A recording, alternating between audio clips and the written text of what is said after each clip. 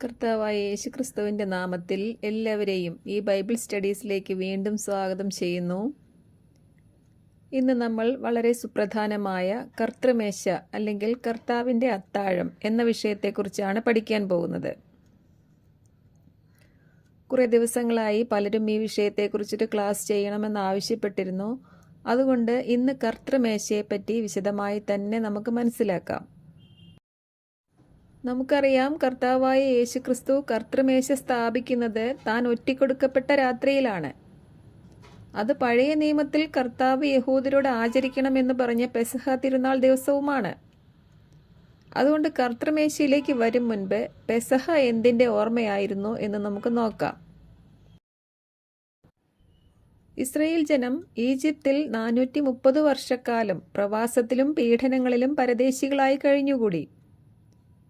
ഒടുവിൽ പീഡനങ്ങൾ സഹിക്ക വയ്യാതായപ്പോൾ ഇസ്രയേൽ ജനം നെടുവീർപ്പെട്ട് ദൈവത്തോട് നിലവിളിച്ചു.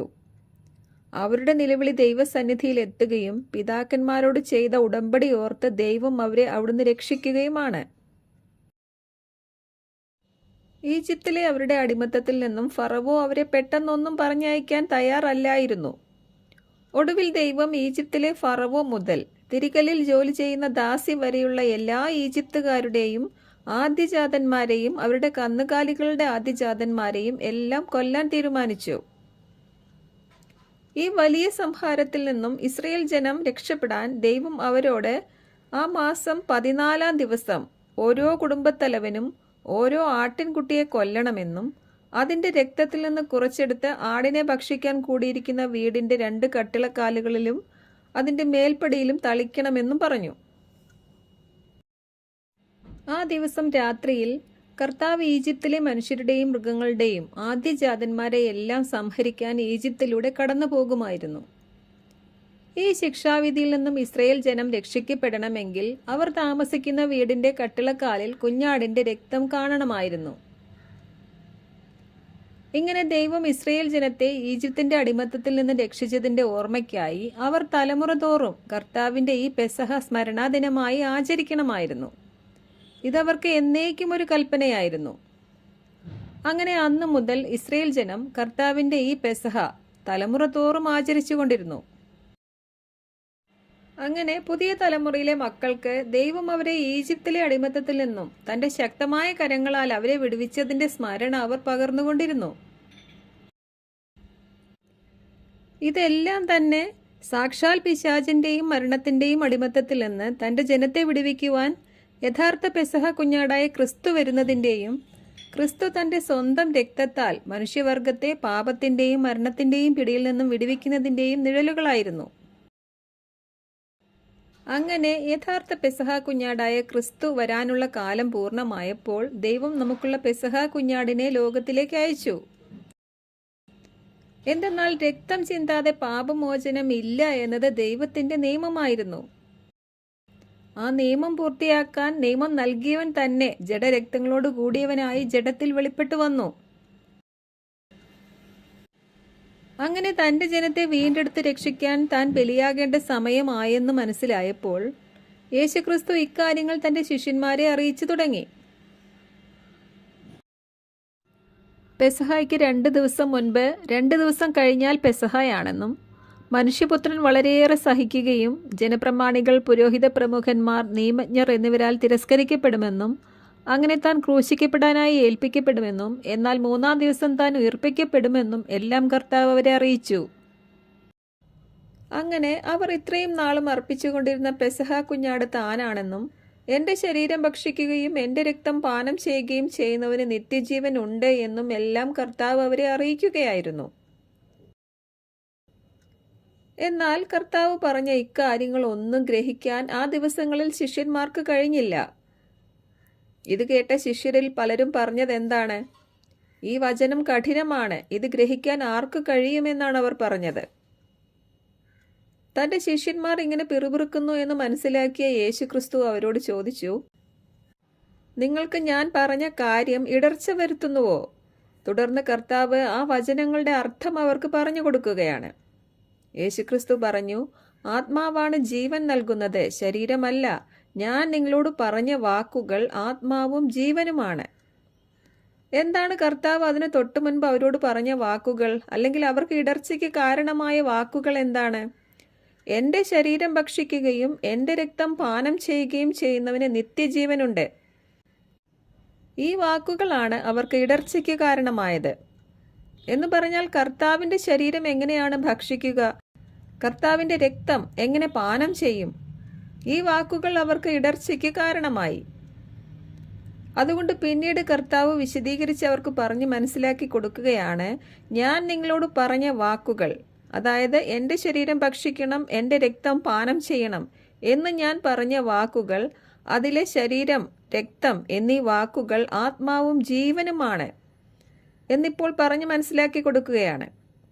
അതായത് എൻ്റെ ശരീരം ഭക്ഷിക്കണം എന്ന് പറഞ്ഞാൽ എൻ്റെ ശരീരത്തിലുള്ള എൻ്റെ ആത്മാവിനെ നിങ്ങൾ സ്വീകരിക്കണമെന്നും എൻ്റെ രക്തം നിങ്ങൾ പാനം ചെയ്യണം എന്ന് പറഞ്ഞത് എൻ്റെ രക്തത്തിലുള്ള ജീവൻ നിങ്ങൾ സ്വീകരിക്കണമെന്നുമാണ്. അങ്ങനെ നമുക്കായി അർപ്പിച്ച യേശുക്രിസ്തുവിൻ്റെ ശരീരരക്തങ്ങളിൽ നമ്മൾ വിശ്വാസത്താൽ പങ്കുകാരാകുമ്പോൾ ക്രിസ്തുവിൻ്റെ ആത്മാവും ക്രിസ്തുവിൻ്റെ ജീവനും നമ്മളിലേക്ക് വ്യാപരിക്കുകയും ആത്മാവിൽ മരിച്ച നമ്മൾ ക്രിസ്തുവിൻ്റെ ആത്മാവ് പ്രാപിച്ച് നിത്യജീവനുള്ളവരായി മാറുകയും ചെയ്യും. ഇതെല്ലാമാണ് കർത്താവ് പറഞ്ഞതിൻ്റെ അർത്ഥം.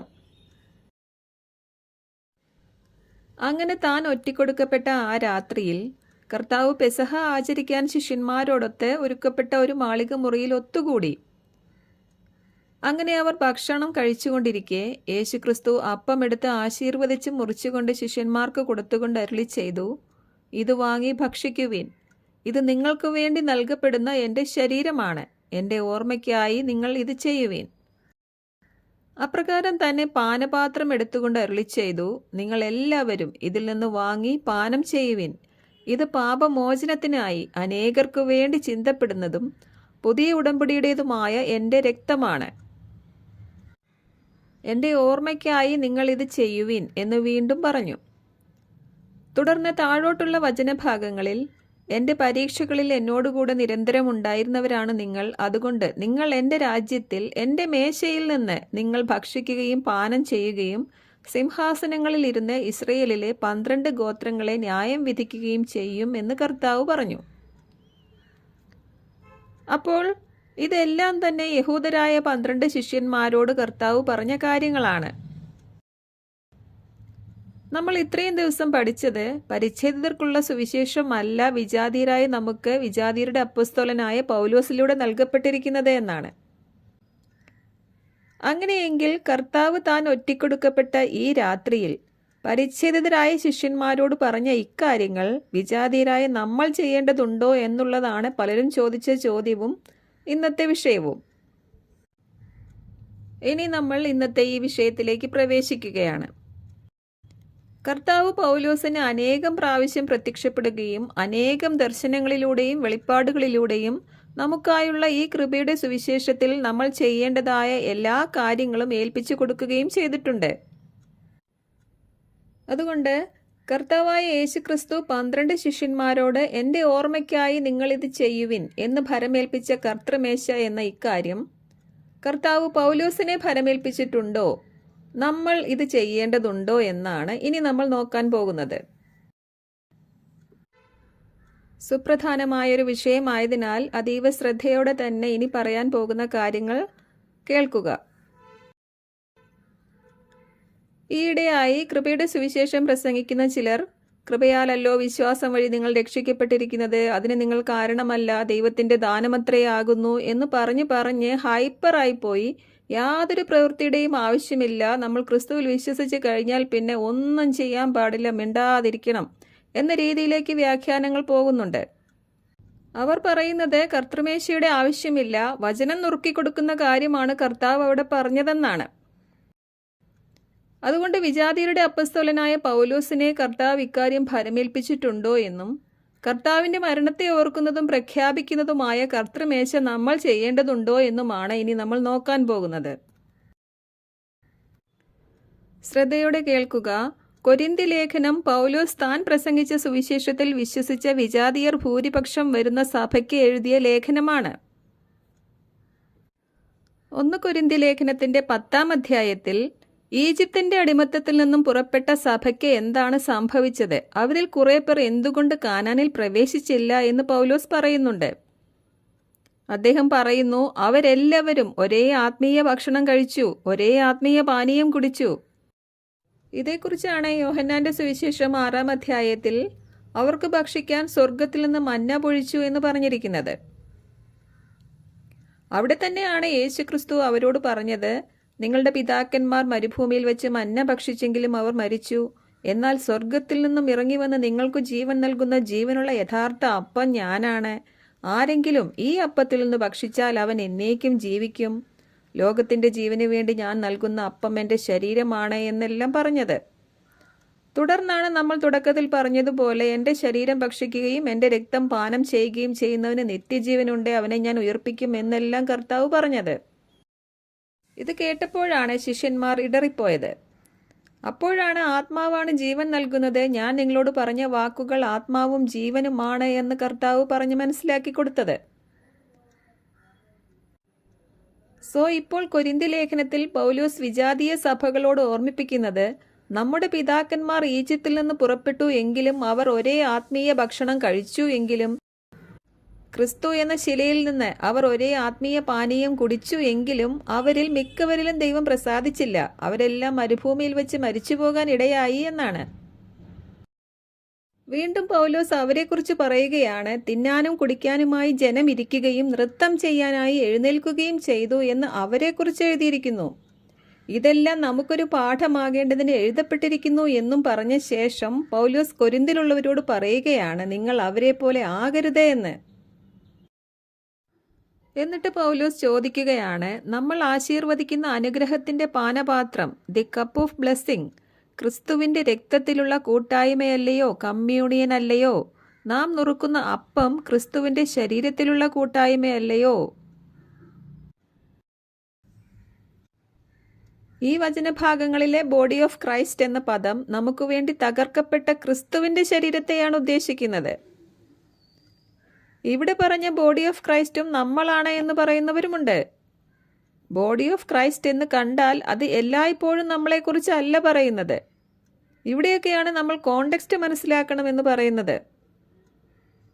ഇതുപോലെ തന്നെ മറ്റൊരു വചനഭാഗമാണ് റോമാലേഖനം 7-ാം അധ്യായത്തിന്റെ 4-ാം വാക്യം. അവിടെയും പറയുന്ന ബോഡി ഓഫ് ക്രൈസ്റ്റ് എന്ന പദം നമ്മളെയല്ല ഉദ്ദേശിക്കുന്നത്. അവിടുത്തെ ബോഡി ഓഫ് ക്രൈസ്റ്റ് എന്ന പദവും ജഡശരീരത്തിൽ വന്ന യേശുക്രിസ്തുവിന്റെ സ്വന്തം ശരീരത്തെക്കുറിച്ചാണ് പറയുന്നത്. അവിടെ പറയുന്നത്, നമുക്ക് വേണ്ടി തകർക്കപ്പെട്ട ക്രിസ്തുവിന്റെ ശരീരം മുഖാന്തരം നമ്മൾ ന്യായപ്രമാണ സംബന്ധമായി മരിച്ചിരിക്കുന്നു എന്നും അങ്ങനെ നമ്മൾ ന്യായപ്രമാണത്തിൽ നിന്ന് ഒഴിവുള്ളവരായിരിക്കുന്നു എന്നുമാണ്. എങ്ങനെ? ക്രിസ്തുവിന്റെ ശരീരം മുഖേന. ക്രിസ്തുവാണ് നമുക്ക് വേണ്ടി തകർക്കപ്പെട്ട് നമ്മളെ ന്യായപ്രമാണത്തിൽ നിന്ന് ഒഴിവുള്ളവരാക്കി തന്നത്. ഈ 2 വചനഭാഗങ്ങളിലും ബോഡി ഓഫ് ക്രൈസ്റ്റ് എന്ന് പറഞ്ഞാൽ അത് നമ്മളെക്കുറിച്ചല്ല, അത് ക്രിസ്തുവിന്റെ സ്വന്തം ശരീരത്തെക്കുറിച്ചാണ്, നമുക്ക് വേണ്ടി തകർക്കപ്പെട്ട ശരീരത്തെക്കുറിച്ചാണ് പറയുന്നത്. ഇനി ഈ കൊരിന്തി ലേഖനം 10-ാം അധ്യായത്തിലെ ഈ വചനഭാഗം ഒന്നുകൂടി നോക്കൂ. ആദ്യം എന്താണ് പറഞ്ഞത്?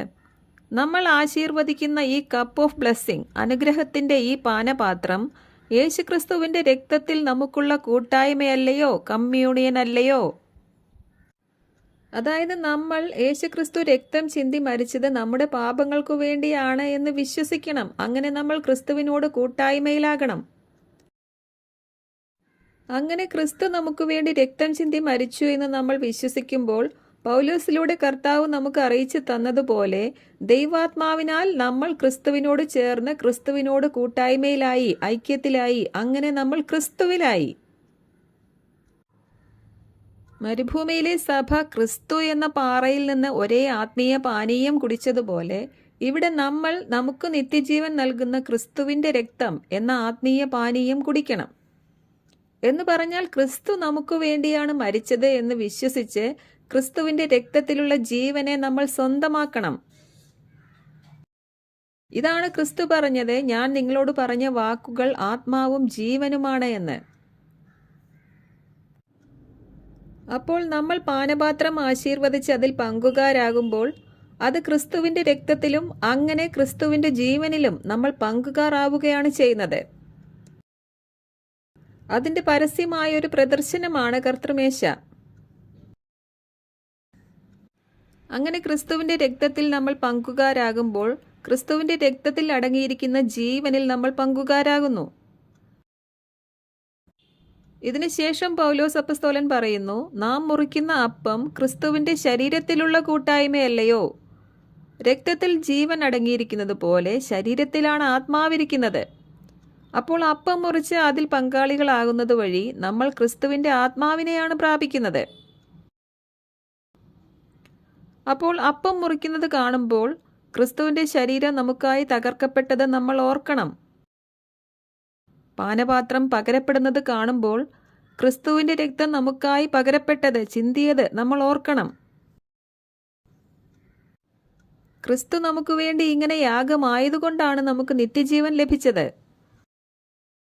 അപ്പോൾ കർത്തൃമേശ നമ്മൾ ചെയ്യണമെന്ന് കർത്താവ് എന്തിനാണ് നമ്മളെ ഭരമേൽപ്പിച്ചിരിക്കുന്നത്? അല്ലെങ്കിൽ കർത്തൃമേശ ചെയ്യുന്നതിലൂടെ നമ്മൾ എന്താണ് ചെയ്യുന്നത്? കർത്താവിൻ്റെ വരവ് വരെയും തലമുറയായി വിശ്വസിച്ച നമ്മൾ എല്ലാവരും കർത്താവിൻ്റെ മരണത്തെ പ്രഖ്യാപിക്കുകയും കർത്താവ് നമുക്ക് വേണ്ടി ചെയ്ത ത്യാഗത്തെ ഓർക്കുകയുമാണ് നമ്മൾ ചെയ്യുന്നത്. ഇനി തുടർന്ന് പൗലോസ് എന്താണ് പറയുന്നത്? അപ്പം ഒന്നായിരിക്കുന്നത് കൊണ്ട് പലരായ നാം ഒരു ശരീരമാകുന്നു. നാം എല്ലാവരും ഒരേ അപ്പത്തിൻ്റെ അംശികൾ അല്ലെങ്കിൽ പങ്കുകാർ, പാർട്ടേക്കേഴ്സ് ആകുന്നുവല്ലോ. എന്ന് പറഞ്ഞാൽ എന്താണ് അർത്ഥം? ഇങ്ങനെ ക്രിസ്തുവിൻ്റെ ശരീരം എനിക്ക് വേണ്ടിയാണ് ചിതറപ്പെട്ടത്, തകർക്കപ്പെട്ടത് എന്ന് വിശ്വസിച്ച നാം എല്ലാവരും ഇപ്പോൾ ക്രിസ്തുവിൽ വിശ്വസിച്ച് ക്രിസ്തുവിനോട് ചേർന്ന് ഒറ്റ ശരീരമായിരിക്കുകയാണ്. അങ്ങനെ ഇപ്പോൾ എന്താണ് സംഭവിച്ചിരിക്കുന്നത്? നമ്മൾ ഓരോരുത്തരും ക്രിസ്തുവിനോട് കൂട്ടായ്മയിലായി. അതുപോലെ തന്നെ നമ്മൾ ഓരോരുത്തരും തമ്മിലും കൂട്ടായ്മയിലായി. നമ്മൾ ക്രിസ്തുവിൻ്റെ ശരീരത്തിലെ അവയവങ്ങളായി. അങ്ങനെ നമ്മൾ തമ്മിൽ ഒരു ബന്ധം വന്നു. എന്തു ബന്ധമാണത്? ക്രിസ്തു എന്ന ഒരേ ശരീരത്തിൻ്റെ അവയവങ്ങൾ എന്ന ബന്ധം. അങ്ങനെ നമ്മൾ തമ്മിൽ ഒരു ഫെലോഷിപ്പിലായി, കമ്മ്യൂണിയനിലായി. അപ്പോൾ അപ്പവീഞ്ഞുകൾ വാഴ്ത്തുന്നത് കാണുമ്പോൾ നമ്മൾ എന്തൊക്കെയാണ് ചെയ്യുന്നത്? അല്ലെങ്കിൽ എന്തൊക്കെയാണ് ആ സമയത്ത് നമ്മൾ ഓർക്കേണ്ടത്? ഒന്നാമതായി, കർത്താവ് നമുക്ക് വേണ്ടി തകർക്കപ്പെട്ടിരിക്കുന്നു. കർത്താവ് നമുക്ക് വേണ്ടി രക്തം ചിന്തി മരിച്ചിരിക്കുന്നു. സ്നേഹിതർക്കു വേണ്ടി ജീവൻ അർപ്പിക്കുന്നതിനേക്കാൾ വലിയ സ്നേഹമില്ല എന്ന് പറഞ്ഞ കർത്താവ് നമ്മളോടുള്ള സ്നേഹം പ്രകടിപ്പിക്കാൻ സ്വന്തം ജീവൻ നമുക്കായി ബലിയായി അർപ്പിച്ചിരിക്കുകയാണ്. അപ്പോൾ ഒന്നാമതായി, ഇത് കർത്താവ് നമ്മളോട് കാണിച്ച സ്നേഹത്തെ ഓർക്കാനും അത് കർത്താവിൻ്റെ പ്രത്യാഗമനം വരെ തലമുറയായി ഓർക്കാനും പ്രഖ്യാപിക്കാനുമാണ്. ഇങ്ങനെയൊരു ശുശ്രൂഷ നമ്മൾ ചെയ്യേണ്ട ആവശ്യമുണ്ടോ എന്ന് ചിന്തിക്കുന്നവർ ഇവിടെ ചിന്തിക്കുക. എന്തിനായിരുന്നു കർത്താവ് തൻ്റെ ജനത്തോട് പെസഹ ആചരിക്കണമെന്നും ദൈവം അവരെ രക്ഷിച്ച കാര്യങ്ങൾ മക്കളോട് പറഞ്ഞു കൊടുക്കണമെന്നും ഇനിയും ജനിച്ചിട്ടില്ലാത്ത അവരുടെ വരും തലമുറയ്ക്ക് അത് വിവരിച്ചു കൊടുക്കണമെന്നും തലമുറയായി ഇത് കർത്താവിൻ്റെ സ്മരണാദിനമായി ആചരിക്കണമെന്നും എല്ലാം കൽപ്പിച്ചത്? അത് ജീവിച്ചിരിക്കുന്ന തലമുറയും ഇനി ജനിക്കാനിരിക്കുന്ന തലമുറകളും കർത്താവ് ചെയ്ത വൻ കാര്യങ്ങളെ ഓർക്കാനും വരും തലമുറകൾ ദൈവം ചെയ്ത കാര്യങ്ങൾ അറിയാനും അങ്ങനെ അവർ രക്ഷയിൽ നിന്ന് അകന്നു പോകാതിരിക്കാനും വേണ്ടിയാണ്. അപ്പോൾ കർത്തൃമേശയും നമുക്ക് ഏൽപ്പിച്ച് തന്നിരിക്കുന്നതും നമ്മളത് ചെയ്യുന്നതും കർത്താവിൻ്റെ പ്രത്യാഗമനം വരെയുള്ള തലമുറകൾ കർത്താവ് നമ്മളോട് കാണിച്ച സ്നേഹം അറിയേണ്ടതിനും അങ്ങനെ അവർ വിശ്വാസത്തിൽ തുടരേണ്ടതിനും വേണ്ടി കൂടിയാണ്. മറ്റൊരു ശ്രദ്ധേയമായ കാര്യം കൂടി ഇതിൻ്റെ ഇടയിൽ പറയാനുണ്ട്. അതായത്, നമ്മൾ വിശ്വാസത്താൽ നീതീകരിക്കപ്പെടുന്നവരും നമ്മൾ അബ്രാഹത്തിൻ്റെ വിശ്വാസത്തിൻ്റെ സന്തതികളാണെന്നുമുള്ള കാര്യം സ്ഥാപിക്കാനായി പൗലോസ് നമ്മളെ അബ്രാഹത്തിൻ്റെ പരിച്ഛേദനത്തിന് മുൻപുള്ള വിശ്വാസത്തിലേക്കാണ് കൊണ്ടുപോകുന്നത്. പരിച്ഛേദനം സ്വീകരിക്കുന്നതിന് മുൻപാണ് അബ്രാഹം ദൈവത്തിൽ വിശ്വസിച്ചു, അതവന് നീതിയായി കണക്കിട്ടു എന്ന് എഴുതിയിരിക്കുന്നത് എന്ന് പൗലോസ് സ്ഥാപിക്കുന്നു. അങ്ങനെ നമ്മളെ അബ്രാഹത്തിൻ്റെ പരിച്ഛേദനത്തിന് മുൻപുള്ള വിശ്വാസത്തിൻ്റെ മക്കളാക്കുകയാണ്. അങ്ങനെ അബ്രാഹത്തിൻ്റെ അനുഗ്രഹത്തിലേക്ക് നമ്മളെ പ്രവേശിപ്പിക്കുകയാണ്. അതുപോലെ തന്നെ നാം അനുഗ്രഹിക്കുന്ന യേശുക്രിസ്തുവിൻ്റെ ശരീര രക്തങ്ങൾക്കും യേശുക്രിസ്തുവിൻ്റെ മഹാപൗരോഹിത്യത്തിനും അടിസ്ഥാനമിടാൻ സ്വർഗത്തിൽ നിന്നും അത്യുന്നത ദൈവത്തിൻ്റെ പുരോഹിതനായ മെൽക്കിസെദേക്കിനെ ദൈവം അബ്രാഹത്തിൻ്റെ അടുക്കിലേക്ക് അയക്കുന്നുണ്ട്. മെൽക്കിസേദെക്ക് അന്ന് അപ്പവും വീഞ്ഞുമായാണ് അബ്രാഹത്തിന്റെ അരികിലേക്ക് വന്നത്. സ്വർഗത്തിൽ നിന്ന് ഇറങ്ങി വന്ന് നമുക്ക് ജീവൻ നൽകാനിരുന്ന ക്രിസ്തുവിന്റെ പൗരോഹിത്യം സ്വർഗത്തിൽ നിന്നും വന്ന ദൈവപുത്രന് സദൃശനായ ഈ മെൽക്കിസേദെക്കിന്റെ ക്രമപ്രകാരമാണ്. ഈ വിഷയം മെൽക്കിസേദെക്ക് ആരാണ് എന്ന ക്ലാസ്സിൽ നമ്മൾ പഠിച്ചിട്ടുണ്ട്. അങ്ങനെ മെൽക്കിസേദെക്ക് വന്നപ്പോൾ ക്രിസ്തുവിന്റെ ശരീരരക്തങ്ങളുടെ മുന്നോടിയായി അപ്പവും വീഞ്ഞുമായാണ് അബ്രാഹത്തിന്റെ അരികിലേക്ക് വന്നത്. ഇത് സംഭവിക്കുന്നത് അബ്രാഹാം പരിച്ഛേദനം സ്വീകരിക്കുന്നതിന് മുൻപും അബ്രാം എന്ന അദ്ദേഹത്തിന്റെ പേര് ദൈവം അബ്രാഹാം എന്നാക്കി മാറ്റുന്നതിനു മുൻപുമാണ്. എന്ന് പറഞ്ഞാൽ പരിച്ഛേദനക്കാർ ഉണ്ടാകുന്നതിനു മുൻപാണ് ഇത് സംഭവിക്കുന്നത്. എന്തിനാണ് ദൈവം മെൽക്കിസേദെക്കിനെ അപ്പവും വീഞ്ഞുമായി അബ്രാഹാം പരിച്ഛേദനം സ്വീകരിക്കുന്നതിന് മുൻപ് അബ്രാഹത്തിന്റെ അരികിലേക്ക് അയക്കുന്നത്? ഇത് നമ്മളെ കൂടെ ക്രിസ്തുവിന്റെ ശരീരരക്തങ്ങളുടെ ഈ അനുഗ്രഹത്തിലേക്ക് പ്രവേശിപ്പിക്കേണ്ടതിനാണ്. മെൽക്കിസേദെക്ക് അപ്പവും വീഞ്ഞും അബ്രാഹത്തിന് നൽകിക്കൊണ്ടാണ് അബ്രാഹത്തെ ആശീർവദിച്ച് അനുഗ്രഹിക്കുന്നത്. അബ്രാഹത്തിന്റെ പരിച്ഛേദനത്തിന് മുൻപ് ദൈവം ഇങ്ങനെ മെൽക്കിസേദെക്കിനെ കൊണ്ട് ചെയ്യിപ്പിക്കണമെങ്കിൽ ഇതൊന്നും ദൈവം വെറുതെ ചെയ്യുന്ന കാര്യങ്ങളല്ല. ഇതിലൊക്കെ കുറേ അർത്ഥങ്ങളുണ്ട്. ഇനി ശ്രദ്ധിക്കുക, ഇത്രയും കാര്യങ്ങൾ പറഞ്ഞതിന് ശേഷം, അതായത് നമ്മൾ ആശീർവദിക്കുന്ന പാനപാത്രം നമുക്ക് ക്രിസ്തുവിന്റെ രക്തത്തിലുള്ള പങ്കിനെയും നമ്മൾ മുറിക്കുന്ന അപ്പം ക്രിസ്തുവിന്റെ ശരീരത്തിൽ നമുക്കുള്ള പങ്കിനെയും കാണിക്കുകയാണ് എന്ന് പറഞ്ഞതിന് ശേഷമുള്ള വാക്യത്തിൽ പൗലോസ് എന്താണ് പറയുന്നത്? അപ്പം ഒന്നേയുള്ളൂ, അതിനാൽ പലരായിരിക്കുന്ന നാം ഒരു ശരീരമാണ്. എന്തെന്നാൽ ഒരേ അപ്പത്തിൽ നമ്മൾ ഭാഗഭാക്കുകളാണ്. ഇവിടെ അപ്പം ഒന്നേയുള്ളൂ, അതിനാൽ എന്ന് പറഞ്ഞാൽ ഏതിനാൽ എന്നാണ് അർത്ഥം? അതായത് ഒരപ്പത്തിന്റെ പങ്കു പറ്റിയ നമ്മൾ എല്ലാവരും, അതായത് ജീവന്റെ അപ്പമായ ക്രിസ്തുവിൽ പങ്കുകാരായ നമ്മൾ എല്ലാവരും ഇപ്പോൾ ക്രിസ്തുവിൽ ഏക ശരീരമായിരിക്കുകയാണ്. ഇത്രയും കാര്യങ്ങൾ ഈ 10-ാം അധ്യായത്തിൽ പറഞ്ഞതിന്റെ ശേഷം അടുത്ത 11-ാം അധ്യായത്തിൽ പൗലോസ് വീണ്ടും ഇതേ കാര്യങ്ങൾ അവരോട് വിശദീകരിക്കുന്നുണ്ട്. കാരണം കൊരിന്തിലെ വിശ്വാസികൾ കർത്തൃമേശ വേണ്ട വിധമല്ല ചെയ്യുന്നത്. പൗലോസ് ഇക്കാര്യങ്ങൾ അവരെ ഭരമേൽപ്പിച്ചിട്ടുണ്ടെങ്കിലും ഇത്രയും കാര്യങ്ങൾ ഗ്രഹിച്ചിട്ടോ മനസ്സിലാക്കിയിട്ടോ സ്നേഹത്തോടെയോ അല്ല അവർ കർത്തൃമേശ അവിടെ ചെയ്യുന്നത്. അവർ പൗലോസ് പറഞ്ഞ കാര്യങ്ങൾ ഒന്നും ഉൾക്കൊള്ളാതെ, പരസ്പര സ്നേഹമോ കൂട്ടായ്മയോ ഇല്ലാതെ, പങ്കുവെക്കലുകളില്ലാതെ, സ്വാർത്ഥതയോടെയും ഭിന്നിപ്പോടെയുമാണിത് ചെയ്തുകൊണ്ടിരിക്കുന്നത്. അതുകൊണ്ട് 11-ാം അധ്യായത്തിൽ പൗലോസ് അവരെ കുറ്റപ്പെടുത്തുകയും ശകാരിക്കുകയും തിരുത്തുകയുമാണ് ചെയ്യുന്നത്. പൗലോസ് അവരെ ഭരമേൽപ്പിച്ചിട്ട് പോയ മറ്റു ചില കാര്യങ്ങൾ, ശിരോവസ്ത്രം സംബന്ധിച്ചുള്ള കാര്യങ്ങളെല്ലാം അവർ അതേപടി ചെയ്യുന്നുണ്ട്. എന്നാൽ കർത്തൃമേശയിലേക്ക് വന്നപ്പോൾ അവർ ശരിയായ രീതിയിലല്ല അത് ചെയ്യുന്നത്. അതുകൊണ്ട് മറ്റു കാര്യങ്ങളിൽ അവരെ പ്രശംസിച്ച് പറഞ്ഞ പൗലോസ് കർത്തൃമേശയുടെ കാര്യം പറയാൻ തുടങ്ങുമ്പോൾ, ഇനി പറയാൻ പോകുന്ന കാര്യങ്ങളിൽ ഞാൻ നിങ്ങളെ പ്രശംസിക്കുന്നില്ല. എന്തെന്നാൽ ഒന്നിച്ചു കൂടി കൂട്ടായ്മയോടെ ചെയ്യേണ്ട കാര്യം നിങ്ങൾ കൂട്ടായ്മയോടെ അല്ല ഭിന്നതയോടെയാണ് ചെയ്യുന്നത് എന്ന് പറഞ്ഞുകൊണ്ട് അവരെ ശാസിച്ചുകൊണ്ട് തുടർന്ന് കാര്യങ്ങൾ പറഞ്ഞ് മനസ്സിലാക്കുകയാണ്. അങ്ങനെ ആദ്യം അവരെ ശാസിച്ചുകൊണ്ട് നിങ്ങൾ ഇതിനി എങ്ങനെയാണ് ചെയ്യേണ്ടത് എന്നവർക്ക് പറഞ്ഞു കൊടുക്കുകയാണ്. 10-ാം അധ്യായത്തിൽ എന്താണ് പൗലോസ് പറഞ്ഞത്? ഇത് ക്രിസ്തുവിന്റെ ശരീരത്തോടും ക്രിസ്തുവിന്റെ രക്തത്തോടും നമുക്കുള്ള കൂട്ടായ്മയാണ് എന്ന് പറഞ്ഞു. അതുപോലെ തന്നെ ഇത് ഒരേ ശരീരത്തിന്റെ പങ്കാളികളായ നമ്മൾക്ക് പരസ്പരം ഉണ്ടായിരിക്കേണ്ട കൂട്ടായ്മയുമാണ് എന്ന് പറഞ്ഞു. എന്നാൽ കൊരിന്തിലുള്ളവർ ആ കൂട്ടായ്മയ്ക്ക് വിപരീതമായി ഭിന്നതയോടെയാണ് കർത്തൃമേശ ചെയ്യുന്നത്. കൂട്ടായ്മ അല്ലെങ്കിൽ കമ്മ്യൂണിയൻ എന്ന വാക്കിന്റെ ഓപ്പോസിറ്റ് വാക്കാണ് ഭിന്നത അഥവാ ഡിവിഷൻ. അപ്പോൾ കർത്താവ് പൗലോസിനെ ഭരമേൽപ്പിക്കുകയും പൗലോസ് കൊരിന്തിലെ വിശ്വാസികളെ ഭരമേൽപ്പിക്കുകയും ചെയ്ത കർത്തൃമേശ എന്ന കൂട്ടായ്മയുടെ മേശ അവർ യാതൊരു കൂട്ടായ്മയും ഇല്ലാതെ ഭിന്നതയോടെയും സ്വാർത്ഥതയോടെയുമാണ് ചെയ്യുന്നത്.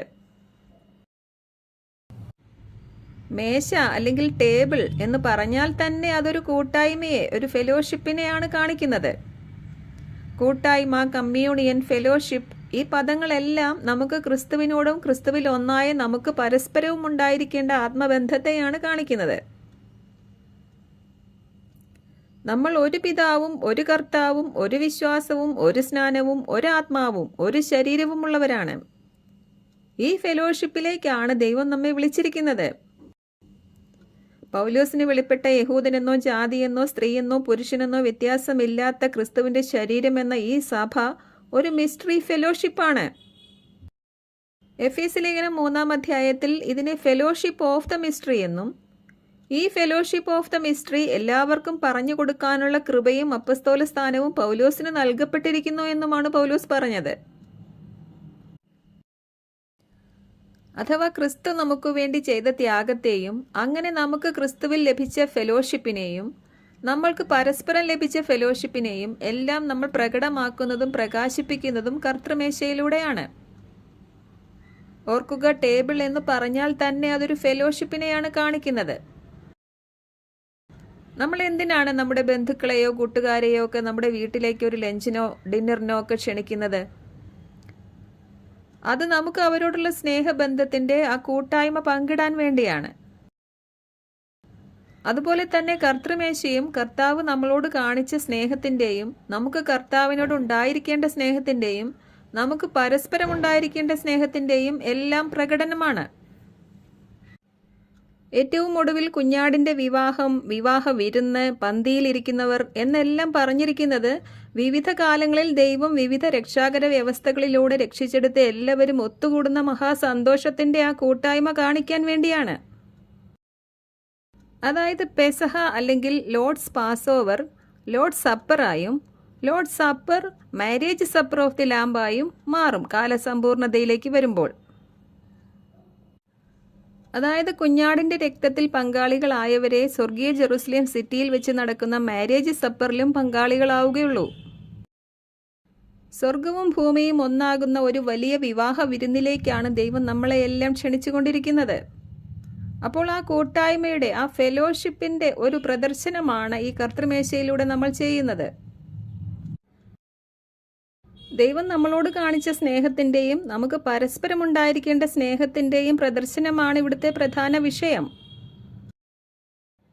ഈ കൊരിന്ത്യ ലേഖനത്തിന്റെ 13-ാം അധ്യായത്തിൽ പൗലോസ് വീണ്ടും എന്താണ് പറയുന്നത്? സ്നേഹമാണ് സർവോത്കൃഷ്ടം. പ്രവചനങ്ങളും ഭാഷകളും വിജ്ഞാനവും എല്ലാം കടന്നുപോകും, എന്നാൽ സ്നേഹം കടന്നു പോകുന്നതല്ല, അത് എന്നേക്കും നിലനിൽക്കുന്നതാണ്. വിശ്വാസം, പ്രത്യാശ, സ്നേഹം, ഇത് മൂന്നും നിലനിൽക്കുന്നു, എന്നാൽ ഇവയിൽ വലുത് സ്നേഹം തന്നെ എന്ന് പറയുന്നു.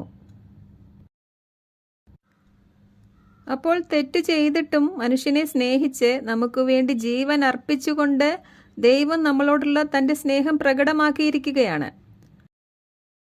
ആ സ്നേഹം നമ്മൾ ഓർക്കുന്നതിൻ്റെയും നമുക്ക് പരസ്പരം ഉണ്ടായിരിക്കേണ്ട സ്നേഹത്തിൻ്റെയും ഒരു പ്രദർശനമാണ്, ഒരു മാനിഫെസ്റ്റേഷൻ ആണ് കർത്തൃമേശ. കൃപയാൽ വിശ്വാസം മൂലം രക്ഷിക്കപ്പെട്ടവർ ഇങ്ങനെയൊരു പ്രവൃത്തി ചെയ്യേണ്ട ആവശ്യമില്ലെന്നും വചനമാണ് നമ്മൾ നുറുക്കേണ്ടതെന്നും പഠിപ്പിക്കുന്നവരുമുണ്ട്.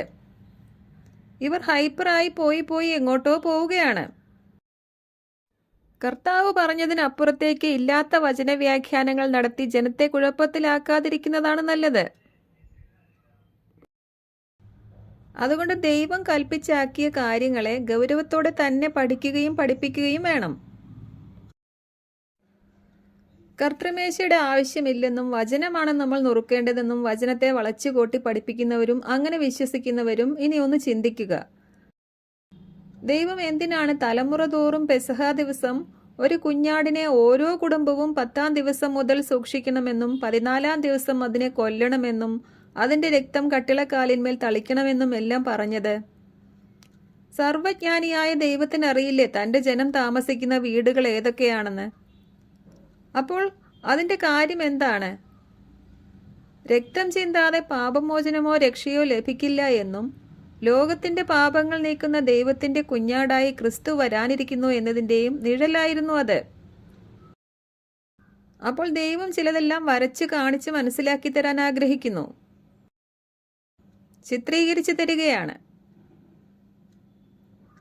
അതുപോലെ തന്നെ ചിന്തിക്കുക, എന്തിനാണ് കർത്താവ് അത്താഴ സമയത്ത് എഴുന്നേറ്റ് മേലങ്കി മാറ്റി ഒരു തുവാല അരയിൽ ചുറ്റി ഒരു താലത്തിൽ വെള്ളമെടുത്ത് ശിഷ്യന്മാരുടെ പാദങ്ങൾ കഴുകിയതും തുവാല കൊണ്ട് തുടച്ചതും? ഇങ്ങനെയൊക്കെ കാണിച്ചു തരേണ്ട ആവശ്യം എന്തായിരുന്നു? ആ പ്രവൃത്തിയിലൂടെ കർത്താവ് ഒരു മെസ്സേജ് അവർക്ക് നൽകുകയായിരുന്നു. ആ മെസ്സേജ് എല്ലാ വർഷവും ആ ദിവസം 12 പേരെ പിടിച്ചിരുത്തി അവരുടെ കാലുകൾ കഴുകിക്കൊടുക്കുക എന്നുള്ളതല്ല. അങ്ങനെ ചെയ്യാൻ കർത്താവ് പറഞ്ഞുമില്ല. അതിലൂടെ നൽകിയ മെസ്സേജ് മറ്റൊന്നാണ്. അതുപോലെ തന്നെ പുത്രനെ എന്തിനാണ് ആകാശത്തിനും ഭൂമിക്കും മധ്യേ ഒരു മരക്കുരിശിൽ ക്രൂശിക്കപ്പെടാൻ പിതാവ് അനുവദിച്ചത്? രക്തം ചിന്തി മരിക്കണമെന്നേ ഉള്ളൂ എങ്കിൽ രക്തം ചിന്തി മരിക്കുന്ന വേറെ ഏതെങ്കിലും രീതിയിൽ മരിക്കാതെ ആകാശത്തിനും ഭൂമിക്കും മധ്യേ തൻ്റെ പ്രിയപുത്രനെ മരിക്കാൻ അനുവദിച്ചത് എന്തിനാണ്? അത് പുത്രൻ സ്വർഗത്തിനും ഭൂമിക്കും അല്ലെങ്കിൽ ദൈവത്തിനും മനുഷ്യർക്കും ഇടയിലുള്ള മീഡിയേറ്റർ ആണെന്നുള്ള പരസ്യമായ പ്രദർശനമായിരുന്നു, മാനിഫെസ്റ്റേഷൻ ആയിരുന്നു. വിശ്വസിക്കുന്നവർക്ക് ക്രിസ്തു തൻ്റെ രക്തം മൂലം പ്രായശ്ചിത്തമാകുവാൻ ദൈവം അവനെ നമുക്ക് വേണ്ടി പരസ്യമായി നിർത്തിയിരിക്കുന്നു എന്നെഴുതിയിരിക്കുന്നു. ദൈവസ്നേഹത്തിൻ്റെ മാനിഫെസ്റ്റേഷൻ ആയിരുന്നു അത്. അതുപോലെ തന്നെ കാലത്തിൻ്റെ പൂർണ്ണതയിൽ സ്വർഗീയ ജെറുസലേം സിറ്റി സ്വർഗത്തിൽ നിന്ന് ഇറങ്ങി വന്ന് സ്വർഗത്തിനും ഭൂമിക്കും മധ്യേ നിൽക്കുന്നതും ആ സിറ്റിയിൽ സ്വർഗത്തിലുള്ളവരും ഭൂമിയിലുള്ളവരും എല്ലാം ഒത്തുകൂടുന്നതും അതിനെ കുഞ്ഞാടിൻ്റെ വിവാഹം എന്ന് പറഞ്ഞിരിക്കുന്നതുമെല്ലാം എന്തിനാണ്? സ്വർഗവും ഭൂമിയും തമ്മിൽ അല്ലെങ്കിൽ ദൈവവും മനുഷ്യനും തമ്മിൽ വന്ന അകൽച്ച ഇപ്പോൾ കുഞ്ഞാടിൻ്റെ രക്തത്തിലൂടെ മാറിയിരിക്കുകയാണ്. അതുകൊണ്ടാണ് അതിനെ കുഞ്ഞാടിൻ്റെ വിവാഹം എന്ന് പറഞ്ഞിരിക്കുന്നത്. ഇതിനെക്കുറിച്ചെല്ലാം നമ്മൾ മുൻപുള്ള ക്ലാസ്സുകളിൽ പറഞ്ഞതാണ്. ചുരുക്കത്തിൽ ഇതെല്ലാം ഒരുപാട് കാര്യങ്ങൾ നമുക്ക് മനസ്സിലാക്കി തരാൻ വേണ്ടിയുള്ള ചില പരസ്യ പ്രദർശന കാഴ്ചകളാണ്. അതുപോലെ തന്നെ കർത്തൃമേശയിൽ നമ്മൾ പങ്കാളികളാകുമ്പോൾ, ആ ബ്രെഡ് നമ്മൾ നുറുക്കുമ്പോൾ കർത്താവിൻ്റെ ശരീരം നമുക്ക് വേണ്ടി നുറുങ്ങപ്പെട്ടതും, കപ്പുയർത്തുമ്പോൾ കർത്താവിൻ്റെ രക്തം നമുക്ക് വേണ്ടി ക്രൂശിൽ ചിന്തപ്പെട്ടതും എല്ലാം നമ്മൾ ഓർക്കുകയും നമ്മുടെ ഹൃദയം നുറുങ്ങുകയും ചെയ്യും. സുവിശേഷം പ്രസംഗിക്കുമ്പോൾ ഇത് തന്നെയാണ് നമ്മൾ പ്രസംഗിക്കുന്നത്. എങ്കിലും ഇതിൻ്റെ ആവശ്യമുള്ളതുകൊണ്ടാണ് കർത്താവ് ഇത് ഭരമേൽപ്പിച്ചിരിക്കുന്നത്. ഇങ്ങനെ ചെയ്യുന്നതിലൂടെ തലമുറ തോറും കർത്താവ് ചെയ്ത ത്യാഗത്തെ നമ്മൾ ഓർക്കുകയും അത് പ്രഖ്യാപിക്കുകയും അത് വരും തലമുറയ്ക്ക് കൈമാറുകയുമാണ് ചെയ്യുന്നത്. എന്നാൽ കൊരിന്തിലെ ആളുകൾ ഇതൊന്നും ഗ്രഹിക്കാതെയും പരസ്പര സ്നേഹമില്ലാതെയുമാണ് കർത്തൃമേശ ചെയ്തിരുന്നത്. അതുകൊണ്ട് പൗലോസ് അവരെ ശകാരിച്ചുകൊണ്ട് പറയുകയാണ്, നിങ്ങളുടെ ഇടയിൽ സ്നേഹമില്ല, കൂട്ടായ്മയില്ല, പകരം ഭിന്നിപ്പുകളാണുള്ളത്. അതുകൊണ്ട് നിങ്ങൾ ഒന്നിച്ചു കൂടുമ്പോൾ കർത്താവിൻ്റെ അത്താഴമല്ല കഴിക്കുന്നത്. എന്ന് പറഞ്ഞാൽ കർത്താവിൻ്റെ അത്താഴമായിരുന്നു നിങ്ങൾ കഴിക്കേണ്ടത്. എന്നാൽ ഇപ്പോൾ കർത്താവിനോടോ പരസ്പരമോ സ്നേഹമില്ലാതെ കൂട്ടായ്മയില്ലാതെ ഒന്നിച്ചിരുന്ന് കഴിക്കാതെ ഓരോരുത്തരും സ്വന്തം ഭക്ഷണം ആദ്യമേ കഴിക്കുകയാണ്. ഒറ്റയ്ക്കൊറ്റയ്ക്ക് അവർ കഴിക്കുകയാണ്. അതുകൊണ്ട് ഇങ്ങനെയല്ല കർത്തൃമേശ ചെയ്യേണ്ടത്. നിങ്ങൾ കഴിക്കുന്നത് കർത്താവിൻ്റെ അത്താഴമല്ല, നിങ്ങൾ നിങ്ങളുടെ തന്നെ അത്താഴമാണ് കഴിക്കുന്നത് എന്നവരെ ശകാരിക്കുകയാണ്. ഇങ്ങനെ ഒറ്റയ്ക്കൊറ്റയ്ക്ക് തിന്നാനും കുടിക്കാനുമാണെങ്കിൽ നിങ്ങൾക്ക് വീടുകളില്ലേ? എന്തിനാണ് സഭയിൽ വന്നിരുന്ന സ്വന്തം ഭക്ഷണം ഒറ്റയ്ക്ക് കഴിച്ച് ദൈവത്തിൻ്റെ സഭയെ അവഗണിക്കുന്നത്? ഇല്ലാത്തവരെ എന്തിനു നിങ്ങൾ അവഹേളിക്കുന്നു എന്നെല്ലാം പൗലോസ് അവരെ ശകാരിക്കുകയാണ്. ശേഷം പൗലോസ് കാര്യത്തിലേക്ക് കടക്കുകയാണ്. എന്നിട്ട് 23-ാം വാക്യം മുതൽ കർത്താവ് എന്നെ ഭരമേൽപ്പിച്ചത് എന്താണ്, ഞാൻ നിങ്ങളെ ഭരമേൽപ്പിച്ചതും എന്താണ് എന്ന് ഒരിക്കൽ കൂടി അവർക്ക് വ്യക്തമാക്കി കൊടുക്കുകയാണ്. വായിക്കാം 23-ാം വാക്യം മുതൽ. പൗലോസ് അവരോട് വീണ്ടും പറയുകയാണ്, കർത്താവിൽ നിന്ന് എനിക്ക് ലഭിച്ചതും ഞാൻ നിങ്ങളെ ഭരമേൽപ്പിച്ചതുമായ കാര്യം ഇതാണ്. കർത്താവായ യേശു താൻ ഒറ്റിക്കൊടുക്കപ്പെട്ട രാത്രിയിൽ അപ്പമെടുത്ത് കൃതജ്ഞതയർപ്പിച്ചതിന് ശേഷം അത് മുറിച്ചുകൊണ്ട് അരുളി ചെയ്തു, ഇത് നിങ്ങൾക്ക് വേണ്ടിയുള്ള എൻ്റെ ശരീരമാണ്, എൻ്റെ ഓർമ്മയ്ക്കായി നിങ്ങൾ ഇത് ചെയ്യുവിൻ.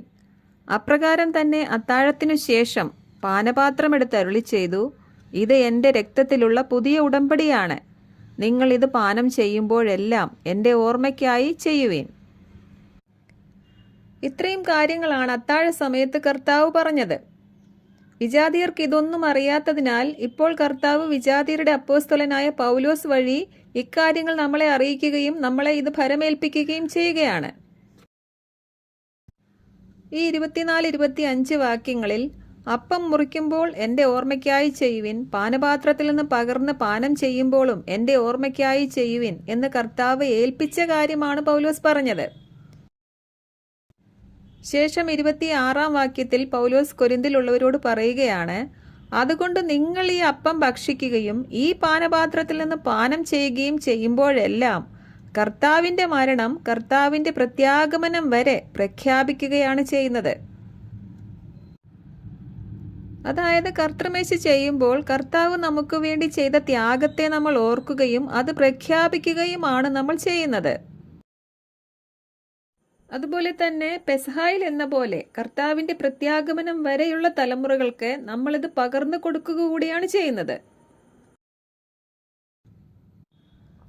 തുടർന്ന് 27-ാം വാക്യത്തിൽ, അതുകൊണ്ട് അയോഗ്യമായി അപ്പം തിന്നുകയോ കർത്താവിൻ്റെ പാനപാത്രം കുടിക്കുകയോ ചെയ്യുന്നവനെല്ലാം കർത്താവിൻ്റെ ശരീരം സംബന്ധിച്ച് കുറ്റക്കാരനാകുമെന്നും അതുകൊണ്ട് മനുഷ്യൻ തന്നെത്താൻ ശോധന ചെയ്തിട്ടു വേണം ഈ അപ്പം ഭക്ഷിക്കുകയും പാനപാത്രത്തിൽ നിന്ന് പാനം ചെയ്യുകയും ചെയ്യുവാൻ എന്നെഴുതിയിരിക്കുന്നു.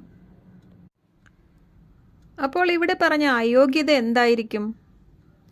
26 വരെയുള്ള വാക്യങ്ങളിൽ ചില കാര്യങ്ങൾ പറഞ്ഞ ശേഷമാണ് അതുകൊണ്ട് അയോഗ്യമായി അപ്പം തിന്നരുതെന്നും പാനപാത്രത്തിൽ നിന്ന് കുടിക്കരുത് എന്നും പറഞ്ഞത്. അപ്പോൾ അതുകൊണ്ട് എന്ന് പറഞ്ഞാൽ ഏതുകൊണ്ട് എന്നത് അതിന് തൊട്ട് മുൻപായി എഴുതിയ കാരണങ്ങൾ കൊണ്ട് എന്ന് വ്യക്തമാണ്.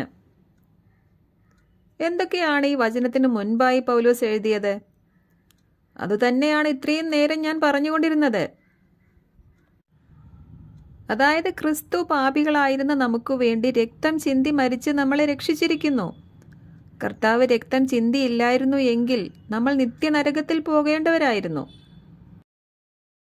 അപ്പോൾ കർത്താവ് നമ്മളെ രക്ഷിക്കാൻ നമ്മളോട് കാണിച്ച ഈ ത്യാഗപരമായ സ്നേഹത്തെ നമ്മൾ ഓർക്കണം. കർത്താവിൻ്റെ മരണത്തെ നമ്മൾ പ്രഖ്യാപിക്കേണ്ടവരാണ്. കൂടാതെ കർത്താവിൽ വിശ്വസിച്ച് ഏക ആത്മാവിനാൽ കർത്താവിൽ ഏക ശരീരമായ നാം എല്ലാവരും ക്രിസ്തുവിൻ്റെ ശരീരത്തിലെ അംഗങ്ങളാണെന്നുള്ള ബോധത്തോടെയും സ്നേഹത്തോടെയും പരസ്പരം പങ്കുവെച്ചുകൊണ്ടായിരിക്കണം ഇതിൽ പങ്കാളികളാകാൻ. അപ്പോൾ ഇതൊരു സ്നേഹ കൂട്ടായ്മയാണ്. ഇതിന് വിപരീതമായി തിന്നാനും കുടിക്കാനുമായി ജനമിരുന്നു, നൃത്തം ചെയ്യാനായി എഴുന്നേറ്റു എന്ന് മരുഭൂമിയിലെ സഭയെക്കുറിച്ച് എഴുതിയിരിക്കുന്നത് പോലെ ആകരുത്. അങ്ങനെ തിന്നാനും കുടിക്കാനുമാണെങ്കിൽ നിങ്ങൾക്ക് വീടുകളില്ലേ എന്നാണ് പൗലോസ് ചോദിക്കുന്നത്. അതായത് ക്രിസ്തുവിൽ വിശ്വസിച്ചവർ ഒന്നിച്ചു കൂടി വരുമ്പോൾ അതൊരു പാർട്ടിയിൽ പങ്കെടുക്കുന്നത് പോലെയോ ജാതികളുടെ ഉത്സവങ്ങളിലെ പോലെ തിന്നുക, കുടിക്കുക, നൃത്തം ചെയ്യുക എന്ന മനോഭാവത്തോടെയോ ആയിരിക്കരുത്. കർത്തൃമേശ തികച്ചും ദൈവസ്നേഹത്തിൻ്റെയും നമുക്ക് പരസ്പരം ഉണ്ടായിരിക്കേണ്ട സ്നേഹബന്ധത്തിൻ്റെയും കൂട്ടായ്മയുടെയും മാനിഫെസ്റ്റേഷനാണ്. അപ്പോൾ ക്രിസ്തു അർപ്പിച്ച പാപപരിഹാര ബലിയിൽ വിശ്വസിച്ച നാം എല്ലാവരും ഇക്കാര്യങ്ങളെല്ലാം മനസ്സിൽ സംഗ്രഹിച്ച് ഇതിൻ്റെ അർത്ഥം ഉൾക്കൊണ്ടുകൊണ്ട് വേണം ഇതിൽ പങ്കുകാരാകാൻ. ഇതുതന്നെയാണ് ഇതിൽ പങ്കെടുക്കാനുള്ള യോഗ്യത. അപ്പോൾ അയോഗ്യത എന്താണ്?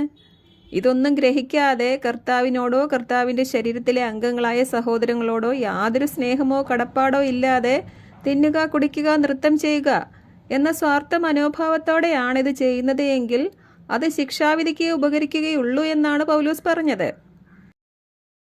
അപ്പോൾ കർത്താവിനോടോ കർത്താവിൽ വിശ്വസിച്ചവരോടോ യാതൊരു സ്നേഹമോ കടപ്പാടോ ഇല്ലാത്തവർ വീട്ടിൽ തന്നെ ഇരുന്ന് ഭക്ഷിച്ചുകൊള്ളുക എന്നാണ് പൗലോസ് പറഞ്ഞത്. അപ്പോൾ കർത്തൃമേശ അഥവാ ലോർഡ്സ് ടേബിൾ എന്നത് ഒരു സ്നേഹ കൂട്ടായ്മയാണ്. അത് നമ്മളെ സ്നേഹിച്ച് നമുക്ക് വേണ്ടി ജീവത്യാഗം ചെയ്ത കർത്താവിൻ്റെ യാഗമരണത്തെ ഓർക്കുന്നതും പ്രഖ്യാപിക്കുന്നതുമാണ്. അതോടൊപ്പം ക്രിസ്തുവിൽ ഏക ശരീരമായ നമ്മൾക്ക് പരസ്പരം ഉണ്ടായിരിക്കേണ്ട സ്നേഹത്തെയും അത് ഓർമ്മിപ്പിക്കുന്നു. ഒരിക്കൽ യേശുക്രിസ്തു പറഞ്ഞു, നിന്റെ ദൈവമായ കർത്താവിനെ നീ പൂർണ്ണ ഹൃദയത്തോടും പൂർണ്ണ ആത്മാവോടും പൂർണ്ണ മനസ്സോടും കൂടെ സ്നേഹിക്കണം. ഇതാകുന്നു വലിയതും ഒന്നാമത്തേതുമായ കൽപ്പന.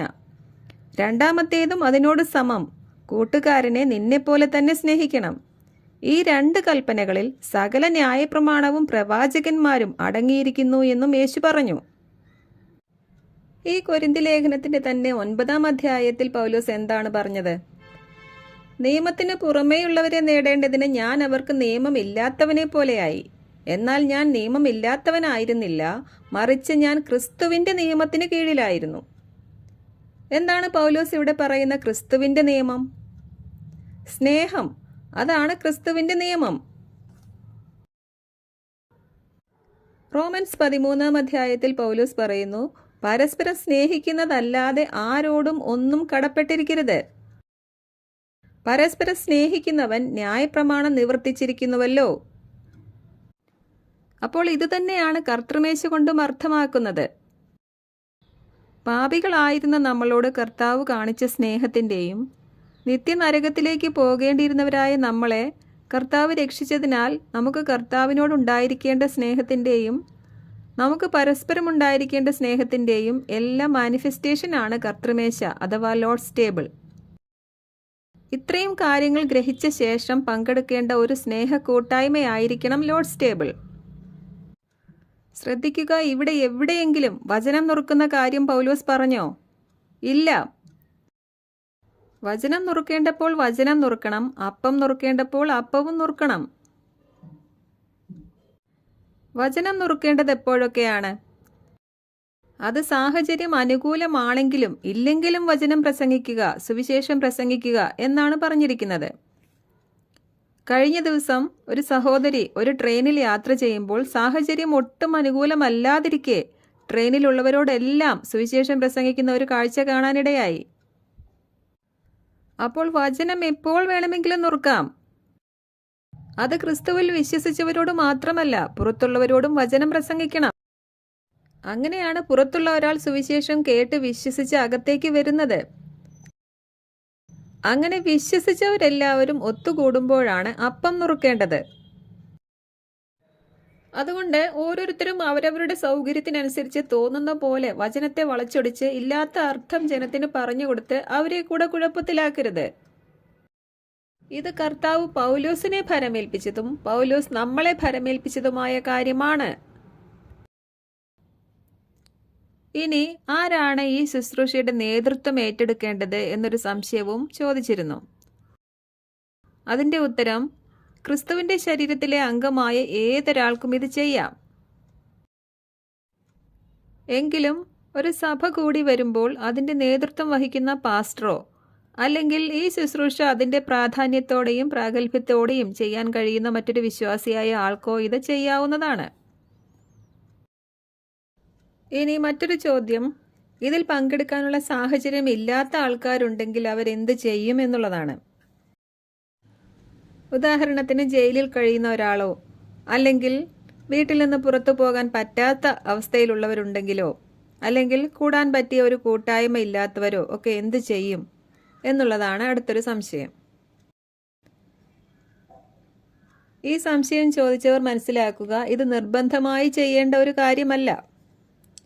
ഒരാത്മാവോടും ഒരു വിശ്വാസത്തോടും കൂടെ ഒരു ശരീരമായി തീർന്നവർ സ്നേഹത്തിൽ ഒന്നിച്ചു കൂടുമ്പോൾ ചെയ്യേണ്ട കാര്യമാണിത്.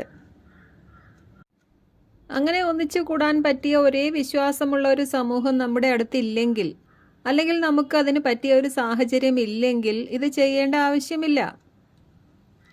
ക്രിസ്തുവിൽ വിശ്വസിക്കുമ്പോഴേ നമ്മൾ ദൈവാത്മാവിനാൽ മുദ്രയിടപ്പെട്ടവരാണ്. കർത്തൃമേശയുടെ ഉദ്ദേശം രക്ഷിക്കപ്പെടുക എന്നുള്ളതല്ല. കർത്തൃമേശയുടെ ഉദ്ദേശം എന്താണെന്നുള്ളത് ഞാനിപ്പോൾ ഇതിനകം പല പ്രാവശ്യം പറഞ്ഞു കഴിഞ്ഞു. രക്ഷിക്കപ്പെട്ടവർ ഒന്നിച്ചു കൂടുമ്പോൾ ചെയ്യുന്ന കാര്യമാണിത്. ഇനി ഇങ്ങനെ വിശ്വാസികൾ ഒന്നിച്ചു കൂടി വരുമ്പോൾ ഒക്കെയും ഇത് ചെയ്യണമോ എന്നുള്ളതാണ് അടുത്തൊരു ചോദ്യം. അങ്ങനെ ചോദിച്ചാൽ ഒന്നിച്ചു കൂടി വരുമ്പോൾ ഒക്കെയും ഇത് ചെയ്യണം എന്ന് വചനത്തിൽ പറഞ്ഞിട്ടില്ല.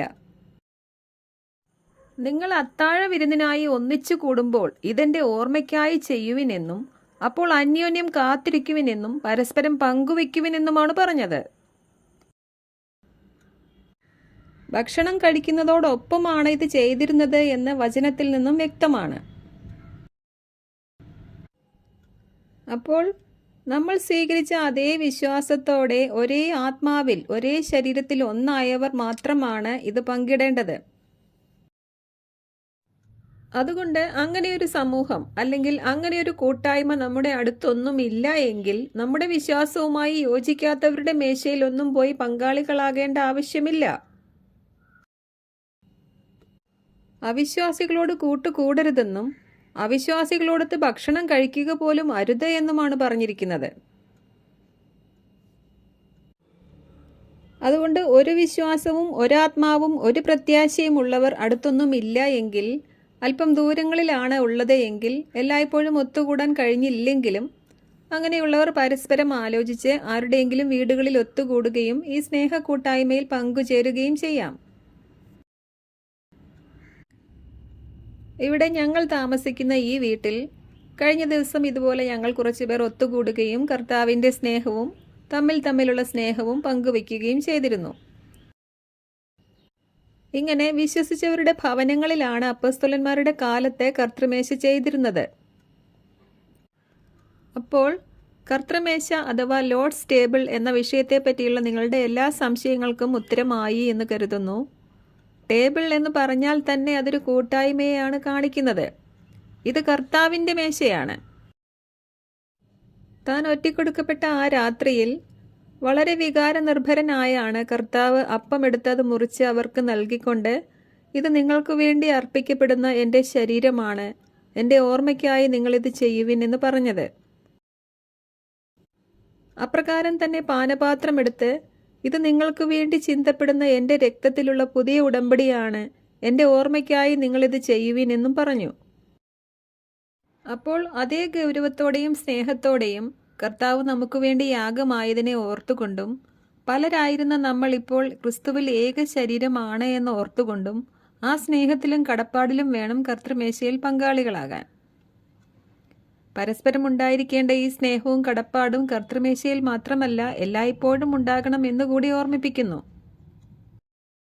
അപ്പോൾ കർത്തൃമേശ എന്നും കർത്താവിൻ്റെ അത്താഴം എന്നും ബൈബിളിൽ പറഞ്ഞിരിക്കുന്ന ഇക്കാര്യം കർത്താവ് പൗലോസിനെ ഭരമേൽപ്പിച്ചതും പൗലോസ് നമ്മളെ ഭരമേൽപ്പിച്ചതുമായ കാര്യമാണ് എന്ന് ഒരിക്കൽ കൂടി ഓർമ്മിപ്പിച്ചുകൊണ്ട് ഈ വിഷയം നിർത്തുന്നു. മറ്റൊരു വിഷയവുമായി വീണ്ടും വരാം. ദൈവം ഏവരെയും അനുഗ്രഹിക്കട്ടെ. ആമേൻ.